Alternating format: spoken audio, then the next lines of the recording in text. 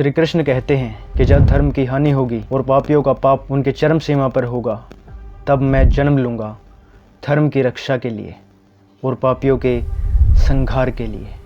लेकिन आज के समय को देखकर लगता है कि अब श्री कृष्ण के अवतरित होने का समय आ चुका है। उनके दशम अवतार कल्कि के आने का समय आ चुका है, क्योंकि आज हम एक ऐसे समय में जी रहे हैं जहां मर्यादा और धर्म खत्म होते जा रहे हैं और अधर्म और अहिंसा लगातार बढ़ रही है।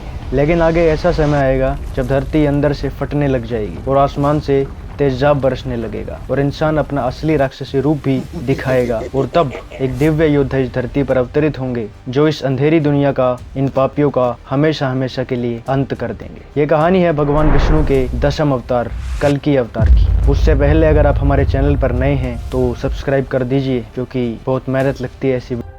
कलयुग समय चक्र के 4 युगों का आखिरी युग है जो घोर अंधकार और विनाश से भरा होगा और सत्य की आवाज सुनने वाला कोई भी नहीं होगा। क्रूरता, लालच और हिंसा जैसी चीजों ने इंसान को अंदर से काला और खोखला कर दिया होगा। सतयुग, त्रेता युग और द्वापर युग के बाद आज हम इसी कलयुग में जी रहे हैं। शास्त्रों के अनुसार कलयुग की उम्र 4,32,000 साल है और ऐसा माना जाता है कि कलयुग के पहले 10,000 साल तो गोल्डन पीरियड है, जिसमें अभी भी देवताओं की पूजा की जाती है और धर्म की रक्षा की जाती है। लेकिन 10,000 साल गुजरने के बाद एक ऐसा समय आएगा जब इंसान का घिनौना चेहरा सबके सामने आएगा। एक ऐसा समाज बनेगा जहाँ कोई हमदर्दी और एकता नहीं बचेगी, जहाँ पाप का बोलबाला होगा और अच्छाई का विनाश कर दिया जाएगा और इंसान इतना ज्यादा भ्रष्ट हो जाएगा कि किसी सगे का भी भरोसा नहीं करेगा और अपनों से ही धोखा भी करेगा। हिंसा और लालच सब कुछ खत्म कर देगी। लोगों के पास खाने के लिए खाना नहीं होगा, सारी नदियां भी सूख जाएंगी, आसमान में भी अंधकार छा जाएगा, क्योंकि कली नाम का एक ताकतवर असुर जो क्रूरता,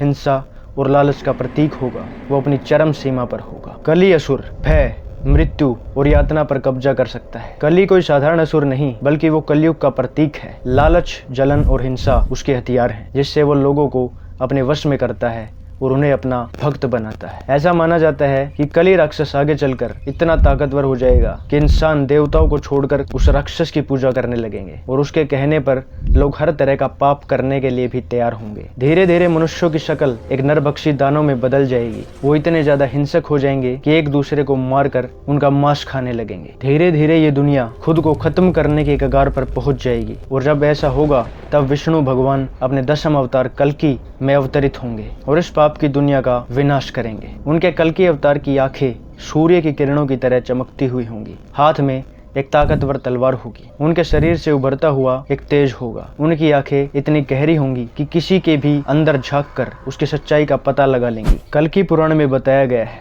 कि कल्कि इतने शक्तिशाली होंगे कि वो बड़ी आसानी से पापियों का संहार कर सकेंगे। कलयुग खत्म होने के कुछ ही साल पहले कल्कि यानी भगवान विष्णु का जन्म होगा। उनका जन्म उत्तर प्रदेश के संबल गांव में होगा। उनके पिता का नाम विष्णु यासा और माता का नाम सुमति होगा। उनके 4 भाई भी होंगे जो उनके धर्म की स्थापना के उद्देश्यों को पूर्ण करने में उनकी सहायता करेंगे। ऐसा माना जाता है कि कल्कि अवतार की मदद के लिए 7 चिरंजीवी भी आएंगे जो सदियों से कल्कि अवतार के जन्म की प्रतीक्षा कर रहे हैं। इनमें हनुमान, परशुराम, वेदव्यास, राजा बाली, अश्वत्थामा, विभीषण और कृपाचार्य भी शामिल हैं। परशुराम उन्हें अपनी शरण में लेंगे और उन्हें सारे वेद पुराण का ज्ञान देंगे। इसी तरह सारे चिरंजीवी मिलकर कल्कि अवतार की सहायता करेंगे उनके उद्देश्य को पूर्ण करने में। जब युद्ध का दिन आएगा तब आकाश में गरजते हुए बादल होंगे, पूरी धरती पर सन्नाटा होगा और तब कल्कि अपने सफेद घोड़े पर सवार होकर कली की नगरी में प्रवेश करेंगे अधर्म का अंत करने के लिए। कली अपनी सारी शक्तियों और उसके दूतों के साथ मिलकर विष्णु अवतार कल्कि पर हमला करेगा। ये युद्ध इतना घमासान होगा कि धरती भी कांप जाएगी। युद्ध भूमि पूरी तरह खून से लथपथ हो जाएगी और अंत में कली असुर कमजोर पड़ जाएगा। उसके शरीर पर कई सारे जख्म और घाव भी होंगे। उसके चेहरे पर